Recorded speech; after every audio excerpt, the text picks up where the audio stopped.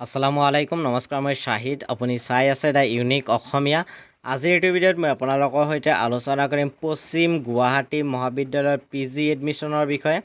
পশ্চিম গুৱাহাটী মহাবিদ্যালয়ৰ PG এডমিশনৰ online apply কেতিয়া আৰম্ভ হ'ব অনলাইন কৰাৰ লাষ্ট ডেট কিমান মেৰিট লিষ্ট কেতিয়া প্ৰকাশ পাব এডমিশন কোন দিনা হ'ব কি সাবজেক্টত ইয়াতে মাষ্টাৰ ডিগ্ৰীত এডমিশন ল'ব পাৰি তাতে সিটৰ সংখ্যা কিমান এই গোটেই ইনফৰমেশ্যনবিলাক আজিৰ এইটো ভিডিঅ'ত মই আপোনালোকক দিবলৈ চেষ্টা কৰিম গতিকে ভিডিঅ'ৰ মাজলৈ সবিশেষ আগবাঢ়ি যোৱাৰ আগতে মই আপোনালোকক অনুৰোধ জনাম যদি আপোনালোকে এতিয়ালৈকে মোৰ চেনেলটো ছাবস্ক্ৰাইব কৰা নাই তেতিয়াহ'লে এতিয়াই মোৰ চেনেলটো ছাবস্ক্ৰাইব কৰি বেল আইকনটো প্ৰেছ কৰি দিয়ক যাতে মই আগলৈ এনেকুৱা ধৰণৰ ভিডিঅ' আপলোড কৰাৰ লগে লগে আপোনালোকে ন'টিফিকেশ্যন পাই যায় আৰু সৰ্বপ্ৰথমে মোৰ চেনেলৰ ভিডিঅ'বিলাক আপোনালোকে চাব পাৰে এতিয়া আহক কোনো সময় নষ্ট নকৰাকৈ আজিৰ ভিডিঅ'টো আমি আৰম্ভ কৰোঁ আৰু ভিডিঅ'টোৰ আৰম্ভণিতে মই আপোনালোকক পশ্চিম গুৱাহাটী মহাবিদ্যালয়ৰ পিজি এডমিশনৰ যিটো নটিচ সেই নটিচখন আপোনালোকক প্ৰথমতে দেখুৱাই ল'ব বিচাৰিম আৰু সেই নটিচখনত কি আছে সেইখিনিৰ জৰিয়তে মই আপোনালোকক গোটেই ইনফৰমেশ্যনখিনি দিম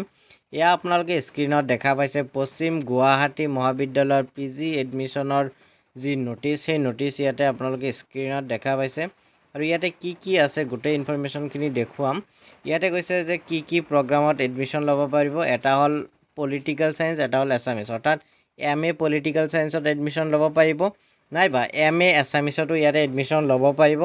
পলিটিক্যাল সায়েন্সৰ কাৰণে টোটেল সিট আছে 20টা এছামিছৰ কাৰণে টোটেল সিট আছে 30টা ইয়াতে কৈছে last date of online form submission MA exams আৰু MA পলিটিক্যাল সায়েন্সৰ কাৰণে অনলাইন কৰাৰ লাষ্ট ডেট হ'ল 8 আগষ্ট অৰ্থাৎ আগষ্ট মাহৰ 8 তাৰিখলৈকে আপোনালোকে ইয়াতে এপ্লাই কৰিব পাৰিব আৰু ইয়াতে কোৱা হৈছে ইণ্টাৰভিউ এণ্ড এডমিশন ইণ্টাৰভিউ নহয় আচলতে ডাইৰেক্ট এডমিশন হ'ব চ' পলিটিক্যাল সায়েন্সৰ এডমিশন হ'ব 12 আগষ্ট তাৰিখে গতিকে 8ৰ পিছত 9 10 আৰু 11 এই 3 দিনৰ যিকোনো এদিন মেৰিট লিষ্ট প্ৰকাশ পাব আৰু 12 তাৰিখে পলিটিক্যাল সায়েন্সৰ এডমিশন হ'ব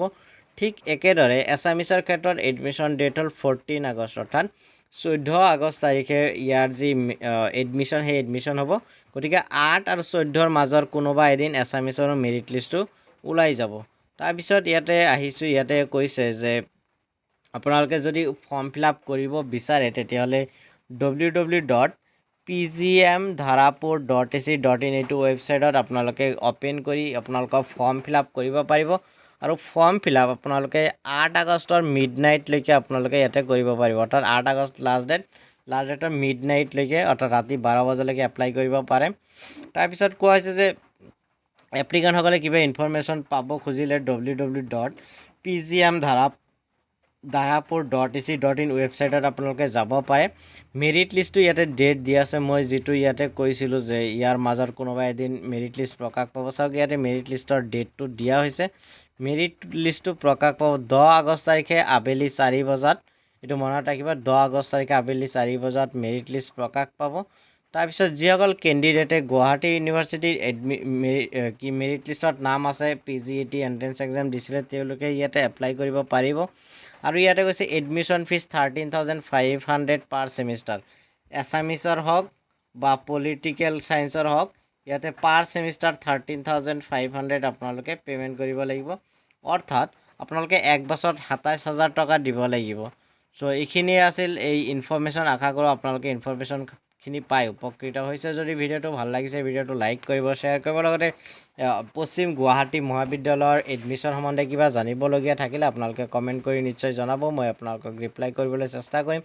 তদুপৰি মোৰ হোৱাটছএপ চেনেল আৰু টেলিগ্ৰাম চেনেলৰ লিংক ডেছক্ৰিপশ্যন বক্সত দিয়া আছে তাতেও গৈ জইন হ'ব পাৰে কাৰণ মই তাতে ইম্পৰ্টেণ্ট আপডেটছবিলাক সময়ে দি থাকোঁ লগতে মোৰ ছ'চিয়েল মিডিয়া হেণ্ডেলছসমূহৰ লিংক ডেছক্ৰিপশ্যন বক্সত পাব তাতেও গৈ মোৰ সৈতে যদি কিবা সুধিবলগীয়া থাকে আপোনালোকে সুধিব পাৰে আজিৰ ভিডিঅ'টো শেষলৈ চোৱাৰ বাবে আপোনালোকক বহুত ধন্যবাদ জয় আই অসম জয় হিন্দ